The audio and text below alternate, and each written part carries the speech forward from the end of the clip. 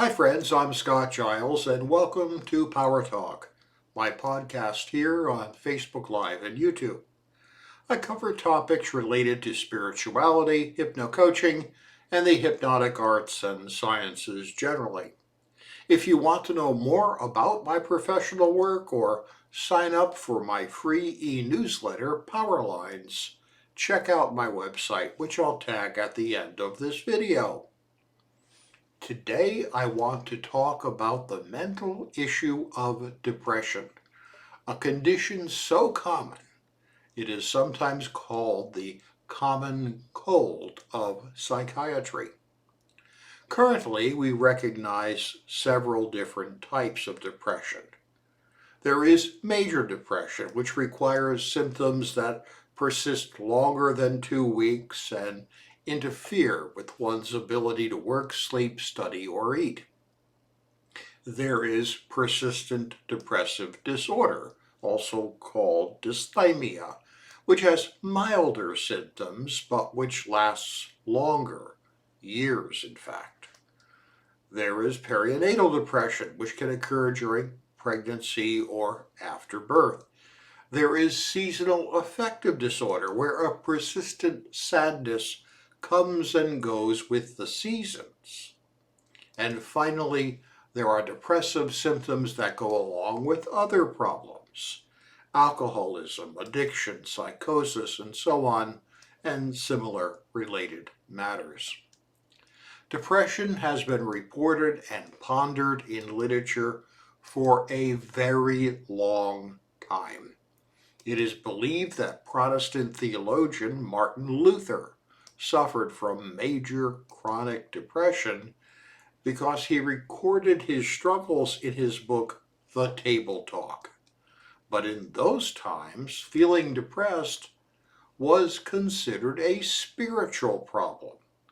The belief was that life was good because it was given by God, and if you didn't feel well emotionally, well, that was a lack of faith in God's goodness. However, over time, depression came to be understood as a medical condition. But there wasn't very good treatment options available. In extreme cases, hydrotherapy was used, cold baths, or similar methods that really had behavioral control of the patient as their goal. The depressed person really didn't improve, but they became less of a drag on others as a result of this sort of therapy. The so-called talking cure or psychotherapy, also called counseling, seems to make things better sometimes, but it is expensive and takes time, and it also doesn't always work. Historically, narcotic-based medication was developed. Stimulants like cocaine were often recommended. In fact, the most common treatment for depression in the 19th century was the soda Coca-Cola. It was sold in drugstores because it contained cocaine. That's what the coca in the title meant. Thousands of people self-medicated their depression by routine trips to the soda fountain in a drugstore for a hit of cocaine in soda form. There was also a commonly used drug in hospital settings called laudanum, which was a 10% solution of opium in alcohol. And there were patent medicines in the 19th century that claimed to cure all manner of ills, but were mostly alcohol, cannabis extract, and other sorts of things like narcotics. Until the 20th century, that's all we really had to help with depression. Psychiatric treatments were almost completely ineffective. Patent medicines, narcotics, faith, distraction, and spiritual counsel, and that was pretty much the list. Then some medications were developed that did seem to help at least some people. There were a whole pile of them, some of the most common being sold under the brand names of Remeron and Wellbutrin, plus a whole class of tricyclic antidepressants were released, like Tofranil and Pamelor. These drugs did work for some people, but they came with a long list of side effects, and a drug regimen of last resort was also worked out called MAO inhibitors, monoamine oxidase inhibitors, which were so difficult to control they were pretty much only used in inpatient settings.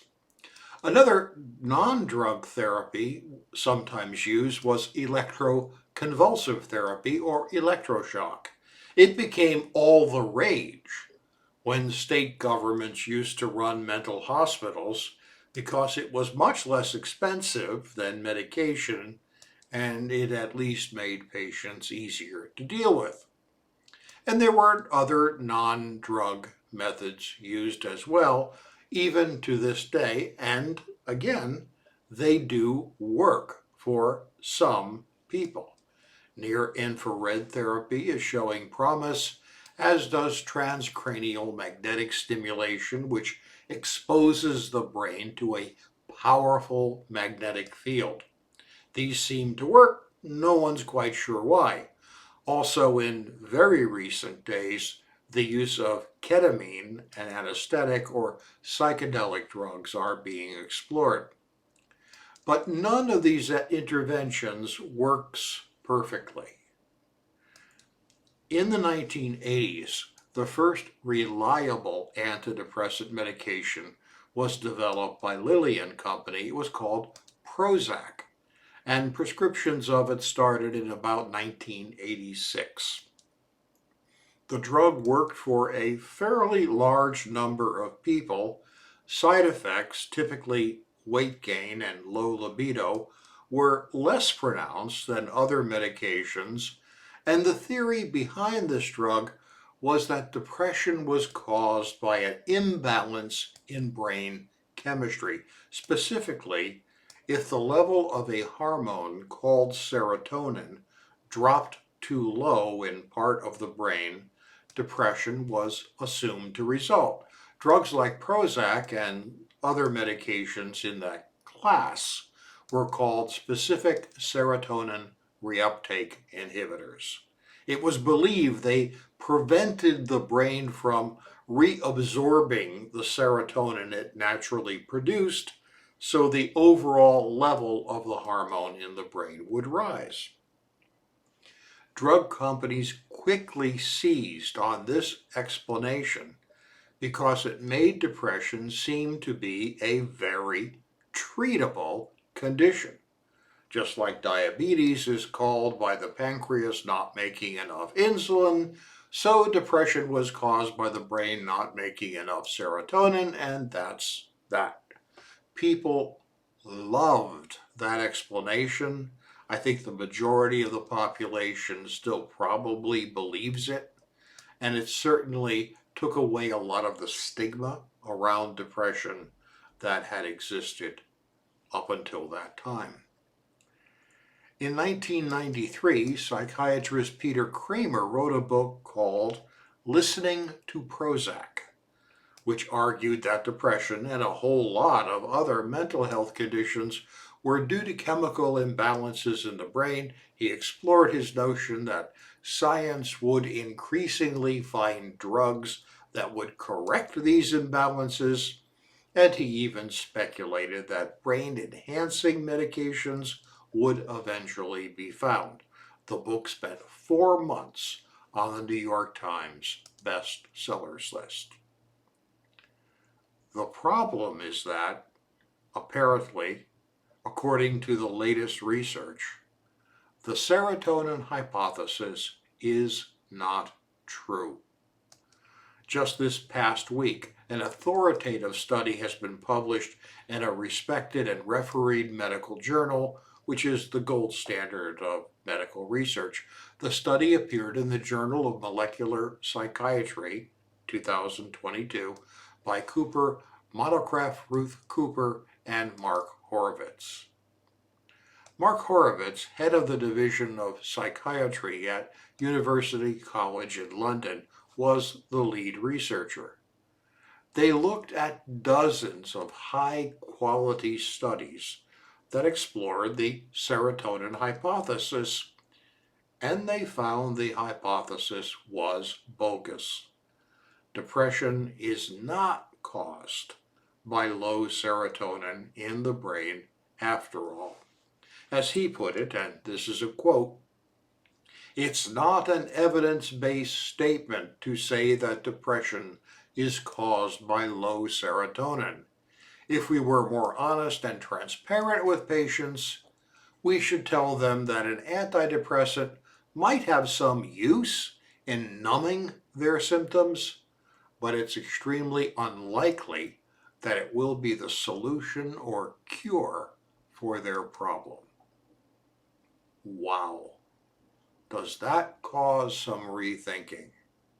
It shows how little we really know about how the mind works. The upshot of this is that according to the best evidence we have, we do not know what causes depression. And the current thinking is that depression can be caused by many different things and doesn't have just one mechanism of activation. Heredity, stress, loss, fearful experiences, and many other things all play a role. Medications definitely help and may be needed to numb down the pain enough so that other methods can be tried. And there's no doubt that electroconvulsive therapy, transcranial magnetic stimulation, and other non-drug methods have a role as well and do also work for many people. But I am a consulting hypnotist, and I can assure you that spending some time in hypnotic trance can also help mood regulation enormously, especially when paired with other non-hypnotic interventions. For those trained in the heart math techniques, those techniques also help, especially again when paired with hypnotism. So here are my takeaways. First, depression is not a simple chemical imbalance in the brain, even though we really thought that was a great explanation. Second, depression probably doesn't have just one cause, and therefore it's unlikely to have one solution. While everyone wants to just take a pill, that's really not the way to go to get lasting change. It may help, but that help comes with the downside of side effects, and really it's just sort of numbing the pain. Hey, thank you for your time and attention today. I'll be back next week with another talk on a different subject, and I'd like to invite you to join me. It does help if you let others know about my videos, so please like, share, and subscribe. And if I can be of help to you, feel free to reach out through email, my website, or Patreon channel. Stay well and stay safe.